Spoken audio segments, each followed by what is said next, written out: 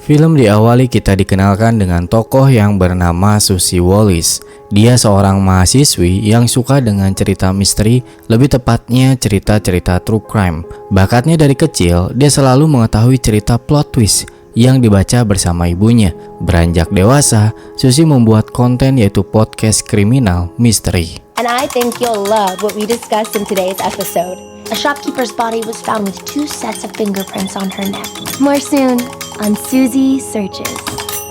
Kini ibunya sedang mengalami sakit. Susie memiliki mimpi besar. Suatu hari nanti konten podcast yang akan menghasilkan banyak uang dan bisa membelikan ibunya rumah baru. Susie yang setiap pagi ketika berangkat kuliah, dia selalu membagikan brosur kontennya agar orang-orang mendengarkannya. Susie juga melakukan part-time kerja di sebuah restoran cepat saji. Di tempat ini Susie memiliki partner yang agak nyebelin bernama Jill. Sepulangnya kerja, Susie merawat ibunya. Setelah itu Susie melihat kontennya dan ternyata selama dia mengonten masih belum ada peningkatan. Besok paginya, Susie pergi ke kantor sheriff menuju ruang bukti, bertemu dengan Deputi Graham. Susie kesini cuma ingin belajar soal bukti-bukti dan DNA katanya. Setelah itu, dia membuatkan kopi untuk sheriff Loggins. Susie datang-datang langsung bicara memberikan saran kepada Loggins untuk melakukan kegiatan aktif agar tidak berlebihan berat badannya.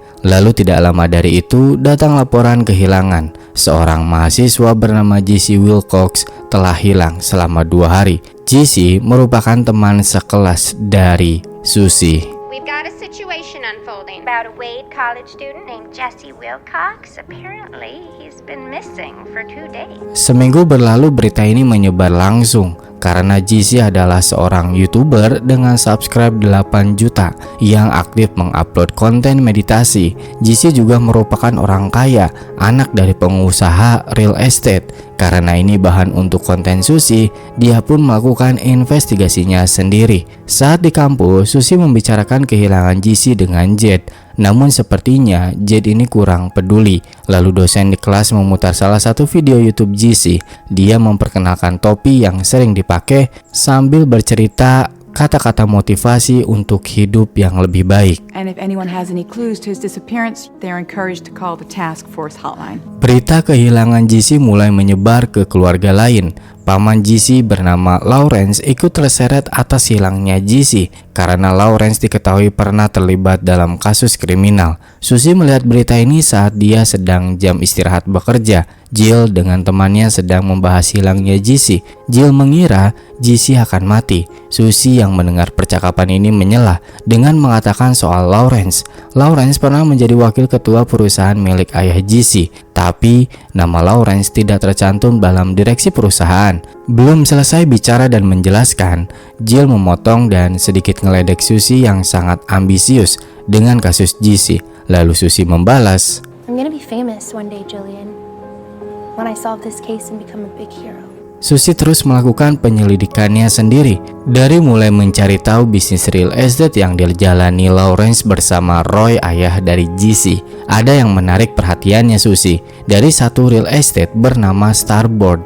Besok paginya, Susie membagikan investigasinya ke sheriff, tapi dia ditolak. Dan ketika malamnya, Susie membuat lagi podcastnya yang isinya adalah menuduh Lawrence ada keterkaitannya dengan hilangnya Jesse. Karena perselisihan Roy dan Lawrence membuat Lawrence balas dendam kepada Jesse. Selesai membuat konten, Susie memberanikan diri mencari Jesse di salah satu real estate terbengkalai milik Lawrence. Dan saat dia mencarinya,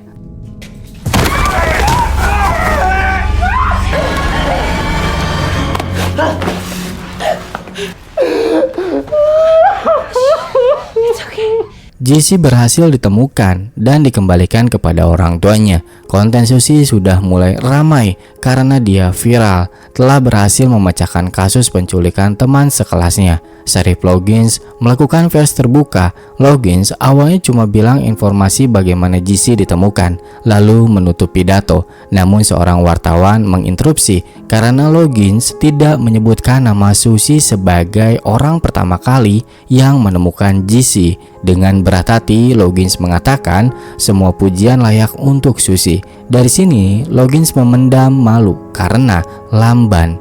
Jisoo telah hilang selama 2 minggu, sementara Suzy menonton Paris ini bersama ibunya dan Suzy terlihat bangga. Kehidupan Suzy mulai berubah, dia dipuji banyak orang dan mendapatkan banyak pengikut.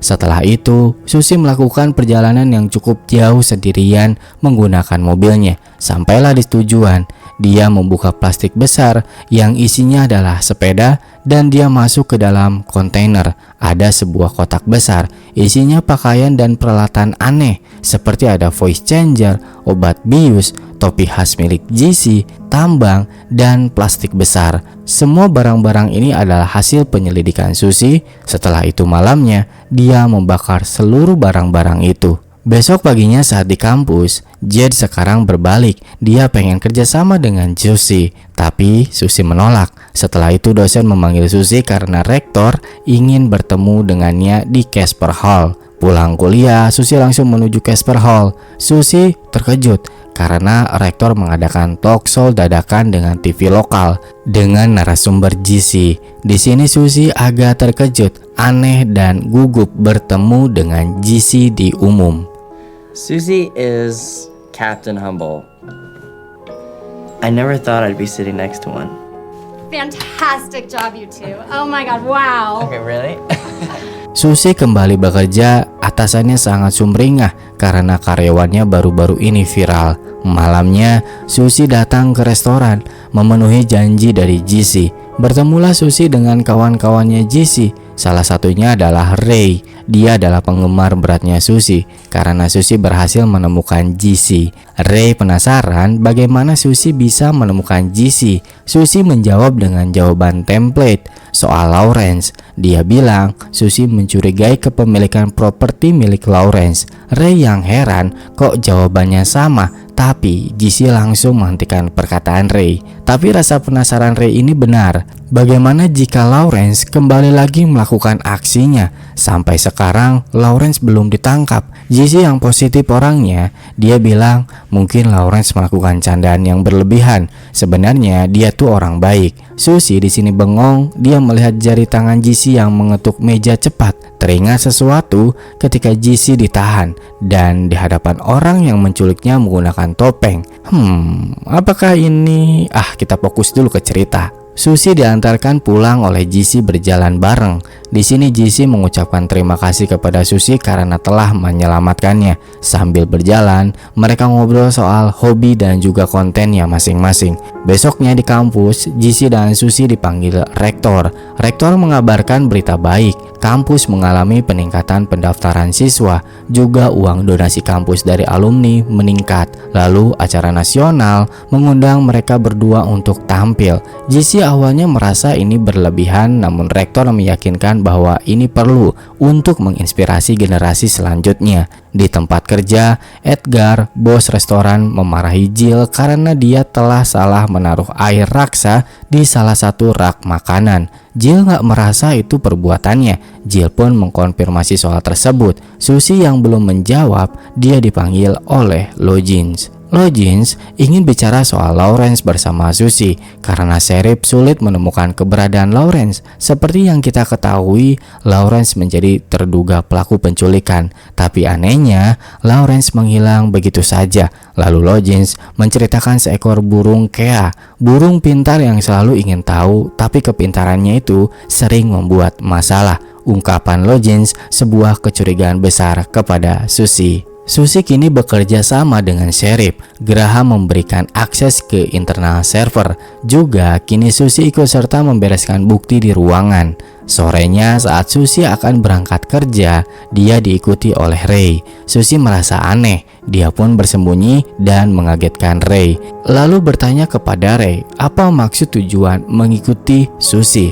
Ray mengatakan untuk jangan macam-macam kepada Jisoo karena dia punya trust issue kepada seseorang. Suzy dengan percaya diri mengatakan, aku bisa dipercaya. Keesokan harinya, Suzy siap-siap dan sambil melihat Instagram milik Jisoo. Sepertinya Suzy suka sama Jisoo. Suzy berangkat dengan Jisoo menuju lokasi acara nasional yang kemarin rektor katakan. Wawancara dimulai. Dalam acara ini sebenarnya tidak ada pembahasan kasus, cuma Suzy dan Jisoo saling memuji satu sama lain. It's cute too. What?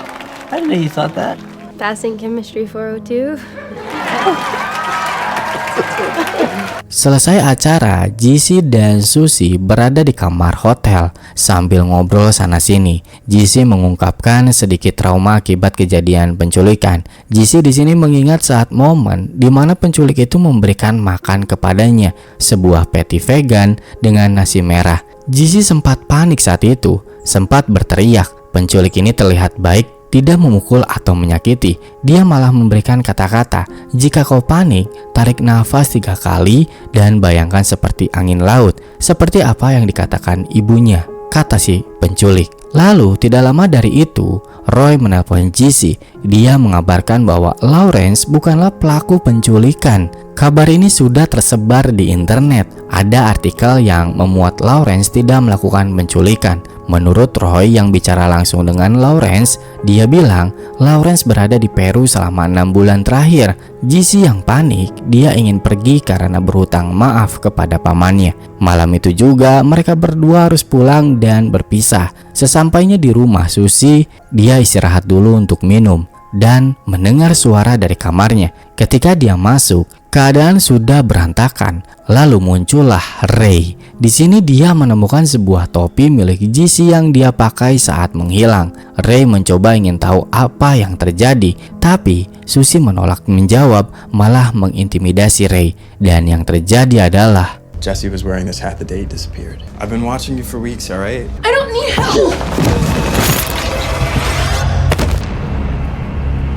Susie melakukan sebuah tindakan. Dia membawa mayat Ray yang jatuh langsung tewas di tempat pergi jauh. Dari kejadian ini, Susie membelokkan fakta bahwa Ray telah bunuh diri dan melimpahkan kejadian ini juga pada kemunculan pelaku penculikan JC. Susie membuang mayat Ray jauh dari rumahnya di sebuah sungai di bawah jembatan. Setelah itu dia pulang, membereskan kamarnya, menghilangkan semua jejak yang ada di kamarnya. Besok paginya, Susie yang ditelepon oleh JC membicarakan soal Lawrence. Pamannya masih belum bisa bicara dengannya karena merasa terpukul dengan kejadian ini. Lalu JC bertanya soal Ray, tapi Susie bilang dia tidak tahu. Lalu muncullah berita kampus, telah ditemukan mayat bernama Ray Gracia di bawah jembatan yang dikenal sebagai tempat untuk mengakhiri hidup. JC yang mengetahui ini dia sangat terpukul. Susie dan JC pun pergi ke rumah duka untuk melihat jasadnya Ray. Dia sangat tidak percaya dengan apa yang terjadi. Semua ini terasa tidak masuk akal bagi JC. Selesai dari rumah duka, Susie menemui JC yang berada di mobil. Di sini dia membicarakan Ray. JC nggak nyangka Ray tidak mungkin melakukan ini. Dia tahu betul siapa Ray. Susie di sini menegaskan kejadian bahwa Ray mengakhiri hidupnya. JC malah denial, merasa tidak mungkin, dan barulah kita tahu ternyata Ray dan JC adalah pasangan. Begitulah. Seharusnya hari ini adalah hari jadian mereka. Ray dan JC sudah merencanakan sesuatu, jadi tidak mungkin Ray melakukan ini. Lalu JC mengaitkannya dengan pelaku penculikan dirinya yang pasti bertanggung jawab atas kematian Ray. JC meminta bantuan kepada Susie untuk mencari pelakunya, tapi Susie menolaknya. Malam hari, dia ngobrol dengan ibunya, tapi keadaan ibunya Susie saat ini sudah parah, tidak bisa berkomunikasi. Susie galau karena kejadian kemarin. Dia mencoba menghubungi Logins. Kebetulan Logins masih di kantor menonton video JC meditasi. Susie mencoba untuk menggiring opini Logins. Apakah Logins percaya soal Ray yang mengakhiri hidupnya sendiri? Tapi Logins tidak terpengaruh dengan opini dari Susie. Dia malah memberikan jawaban yang berlalu biarlah berlalu. Tetap berpikir positif. Susie kembali lagi membuat konten dengan judul Siapa Pelaku Sebenarnya, yang dimana di sini Susie udah kehabisan energi dengan kontennya. Besoknya, Susie yang baru pulang dari kampus menuju parkiran, dia diikuti oleh Graham yang tidak banyak bicara sih di sini. Cuma Graham ingin memastikan Susie keadaannya baik-baik saja, karena jika pelaku penculikan muncul lagi, maka target utama adalah Susie. Susie mendapatkan email dari penggemarnya. Banyak dari mereka mengirimkan cerita misteri tentang kehilangan barang dan beberapa menyebutkan kecurigaan terhadap seseorang. Dari semua cerita, Susie menarik kesimpulan kepada Edgar yang pernah melakukan pencurian dan juga berperilaku aneh kepada tetangganya, yaitu menendang peliharaannya. Susie mengumpulkan semua informasi yang berhubungan dengan Edgar. Sebagai pengingat, Edgar adalah bosnya di tempat kerja. Saat di tempat kerja, Susie memerhatikan Edgar diam-diam, lalu bicara dengan Jill soal Edgar. Di sini Jill menceritakan sedikit tentang Edgar semasa muda. Ibu tiri Jill dulu bercerita ketika masih muda dan sekelas dengan Edgar, Edgar memiliki perilaku psikopat, sering memukuli siswa lain. Karena dia orang kaya, kelakuan Edgar menghilang begitu saja. Biasalah kekuatan uang. Seperti salah satu kasus anak pejabat di salah satu negara, Susie seperti memiliki bahan konten baru dan juga mengkambing hitamkan seseorang untuk kematian Ray. Edgar memiliki semua ciri-ciri psikopat, menyerang binatang, melakukan tindakan kekerasan, dan sebagainya.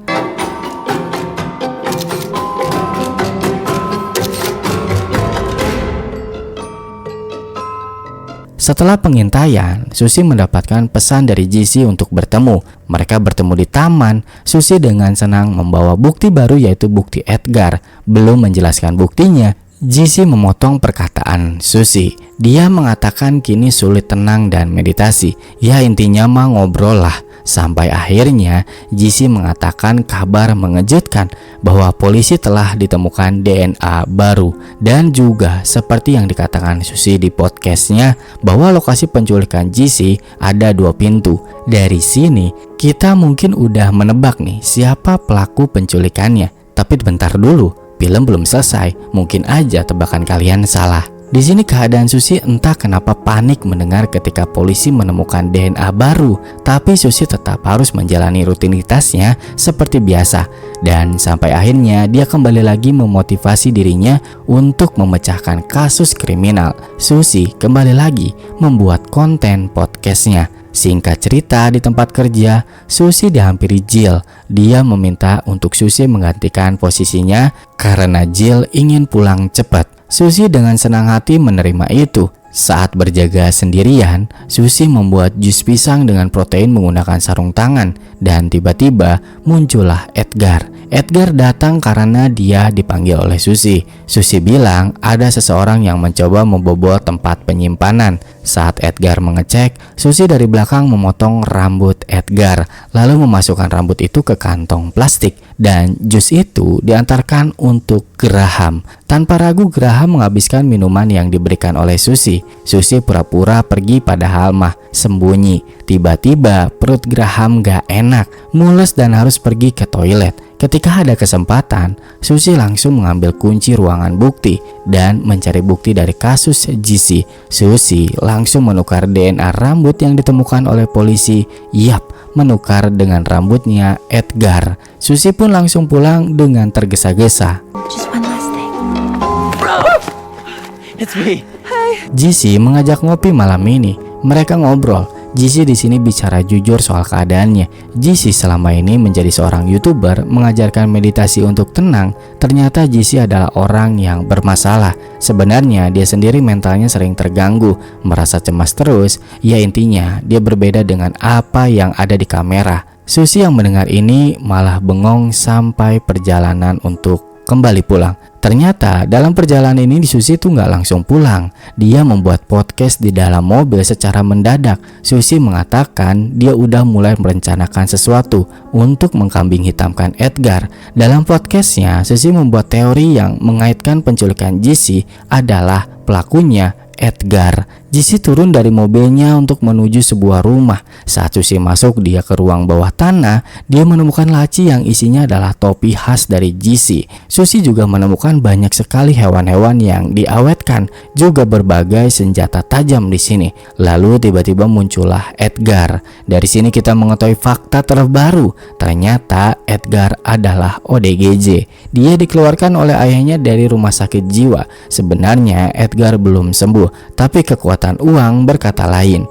Maka dari itu, Edgar memiliki kebiasaan yang aneh seperti seorang psikopat. Edgar nggak terima dari penjelasan Susie ini, dia menyerang Susie. He said your dad pulled you out before you were healthy. You are a pest. Unclean!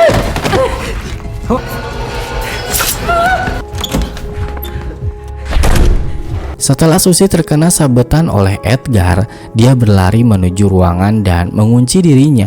Lalu Susie memanggil polisi. Dia menceritakan kepada polisi lokasi saat ini dan Edgar berhasil mendobrak pintu. Lalu saat Edgar akan membunuh Susie, datanglah Loggins yang menembak Edgar dari belakang. Hari sudah pagi, TKP sudah diamankan oleh polisi. Susie yang terluka dirawat. Loggins menghampiri dan ngobrol di sini. Loggins di sini berterus terang. Dia sebelumnya mencurigai Susie sebagai pelaku dari semua kejadian ini. Loggins juga berminggu-minggu ini selalu menyuruh Graham untuk mengikuti Susie. Tapi ternyata setelah kejadian ini, Loggins merasa bersalah dan dugaannya itu tidak benar. Singkat cerita, Susie dan Jesse kembali lagi diundang oleh TV nasional untuk diwawancara. Susie sekarang mendapatkan spotlight. Dia berhasil mengungkap kasus penculikan dan pembunuhan dengan tersangka yaitu Edgar. Polisi juga membuktikan dari temuan DNA yang baru.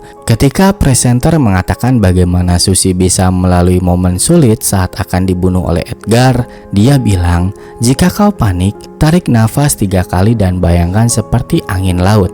Itulah yang dikatakan oleh ibunya. Lalu Jesse mendengar perkataan itu seperti tidak asing dan di sini Susie blunder. Dia juga sadar telah melakukan kesalahan. Yap, pelaku selama ini adalah Susie. Dia merencanakan ini semua demi ketenaran untuk mendongkrak kesuksesannya membangun konten podcast true crime dengan drama yang telah ia buat sendiri untuk menculik Jesse Wilcox. Apakah Susie ditangkap? Tidak tahu karena filmnya udah selesai.